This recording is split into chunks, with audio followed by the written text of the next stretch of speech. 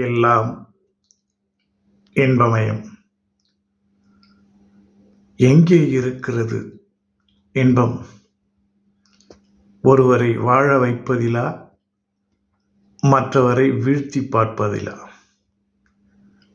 வாழ வைப்பவர்கள் சில பேர், வீழ்த்தி பார்ப்பதற்கு காத்திருப்பவர்கள் பல பேர். அப்படிப்பட்ட மக்களை நாம் எவ்வாறு திருத்துவது? அடித்துத்தான் திருத்த வேண்டும். சொல்லித் திருத்தினால் மீண்டும் மீண்டும் நாய் வாலை குழைப்பது போலத்தான். இப்படித்தான் நடக்கிறது நம்மை சுற்றி. நாம் நல்லவர்களாக இருக்க வேண்டும் என்று நினைக்கிறோம்.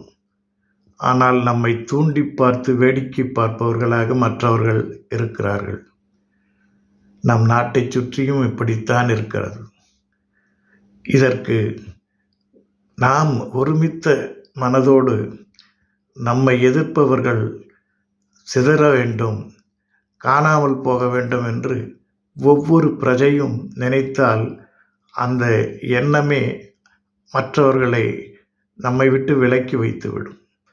ஆகவே பாரத மக்களே, பாரதத்தில் வாழ்கின்றவர்களே, இம்மண்ணுக்கு துரோகம் செய்பவர்களை களையெடுப்பதற்கு நாம் தேச ஒற்றுமைக்காக தினமும் காலையில் எழுந்தவுடன் நமது தேசம் வளமாக இருக்க வேண்டும், நமது மக்கள் சந்தோஷமாக இருக்க வேண்டும், நமக்கு எதிரிகள் யாரும் ஏற்படவே கூடாது என்ற ஒரு சிந்தனையை ஒவ்வொருவரும் நினைத்தால் நம்மை யாரும் தீண்ட மாட்டார்கள். நம்மை கண்டு ஒதுங்கித்தான் செல்வார்கள்.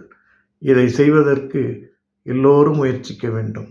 சிந்தியுங்கள், நீங்கள் இதை சொல்லுங்கள், நாட்டின் ஒற்றுமையை ஏற்படுத்துங்கள். எல்லாம் இன்பமயம், எப்பொழுதும் இன்பமயம்.